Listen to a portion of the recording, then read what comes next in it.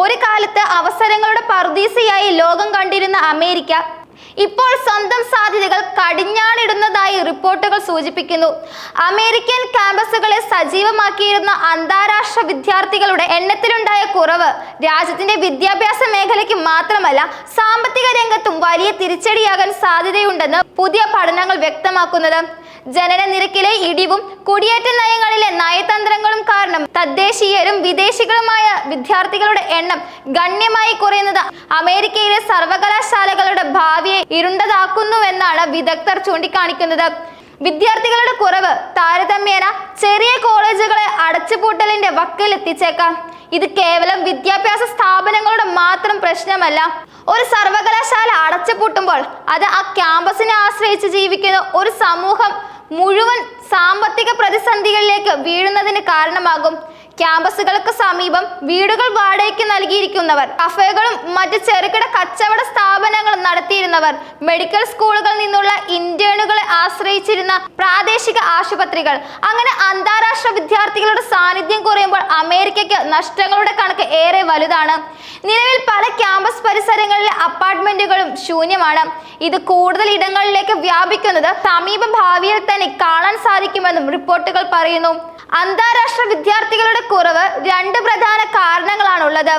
ഒന്നാമതായി 2007 ശേഷമുള്ള ജനന നിരക്കിലെ ഇടിവ് കാരണം തദ്ദേശീയരായ വിദ്യാർത്ഥികളുടെ എണ്ണത്തിൽ കുറവുണ്ടായി.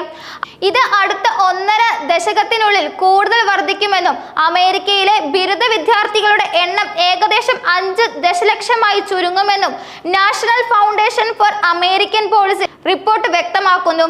രണ്ടാമതായി കുടിയേറ്റ നയങ്ങളിലെയും വിസ നടപടികളിലെയും കർശന നിയന്ത്രണങ്ങൾ അന്താരാഷ്ട്ര വിദ്യാർത്ഥികളെ അമേരിക്കയിൽ നിന്ന് അകറ്റുന്നു.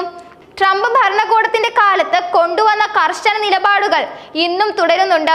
വിസ പ്രോസസ്സുകൾ സങ്കീർണമാക്കൽ, നാടുകടത്തൽ ഭീഷണി, STEM OPT പോലുള്ള ബിരുദാനന്തര ജോലി അവസരങ്ങൾ ഇല്ലാതാക്കാൻ എന്നിവ വിദേശ വിദ്യാർത്ഥികൾക്ക് അമേരിക്കയിലേക്കുള്ള പ്രവേശനത്തിന് തടസ്സമാകുന്നു. ഈ പ്രതിസന്ധികൾ നേരിടുന്നത് സ്റ്റാൻഫോർഡ് പോലുള്ള പ്രമുഖ സർവകലാശാലകളിൽ മാത്രമല്ല, ചെറിയ പ്രാദേശിക സർവകലാശാലകളിലും ലിബറൽ ആർട്സ് കോളേജുകളിലും പ്രത്യേകിച്ചും ഗ്രാമപ്രദേശങ്ങളിലും ഉള്ളവർക്കാണ്.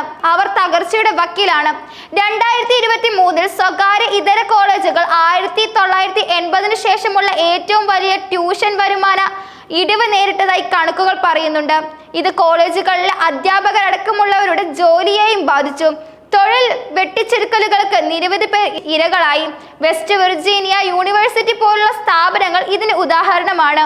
അന്താരാഷ്ട്ര വിദ്യാർത്ഥികൾ ഇല്ലാതായാൽ കൂടുതൽ കോളേജുകൾ പ്രവേശനം കുറയ്ക്കുകയോ ചെലവ് ഉയർത്തുകയോ അല്ലെങ്കിൽ പൂർണ്ണമായും അടച്ചുപൂട്ടുകയോ ചെയ്യേണ്ടി വരുമെന്ന് വിദഗ്ധർ മുന്നറിയിപ്പ് നൽകുന്നു.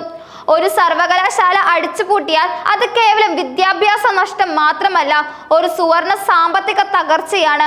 അമേരിക്കൻ പട്ടണങ്ങൾക്ക് സർവകലാശാല ഒരു സ്ഥാപനമല്ല, അതൊരു സാമ്പത്തിക എഞ്ചിനാണ്. ഇത് ഇല്ലാതായാൽ അവശേഷിക്കുന്നത് തകർച്ച മാത്രമാണ്.